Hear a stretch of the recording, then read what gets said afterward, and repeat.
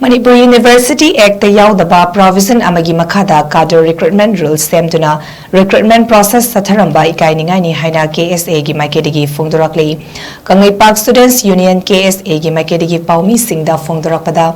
Manipur University gi Authority na non-teaching recruitment tawbada recruitment rules CRR adu visitor na approval pidrabadi recruitment process tawba yade haina UGC dagi 2021 da cherol tharakiba leibada natana Ministry of Education dagi 2023 gi May 25 tasu cherol ama tharaktuna CRR adu visitor na approve tawdrabadi recruitment process tawba yade haiba directive ama MU authority da pikrabasu handak recruitment process adu magchathaduna result out tawki adu bazathakiba recruitment process asi niyom gi wamda chathakiba oibana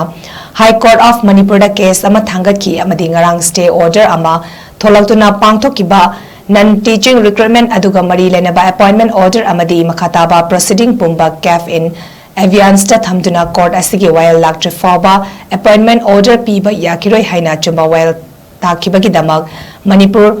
High Court of Manipur ki Chief Justice Mr. M. Sundar bu KSA gi MAIKEIDAGI thagatpa phongdorakli loinana makhataba hearing lakpa matamdasu achumbagi damak lepiduna handak pangthokiba recruitment ase susoi soidana kaglakani haibigi achet pathazabasu thamli haina phongdorakli Manipur University Authority na non-teaching recruitment process lobura CRR si digital tongdabadi CRR non-teaching process asi tabuya de haba UGC dagi 2021 da letter mathakba lailabasu Ministry of Education dagi 2023 gi May gi tang mangada CRR si approve tongdabadi digital approve tongdabadi non-teaching recruitment process sa tabuya de haba University Authority da directive breakable lai high one layer directive breakable layer su non-teaching recruitment process sa makha tawhi amadi region out oiki amna lai roti badi chathakiba recruitment process amadi out okiba result asida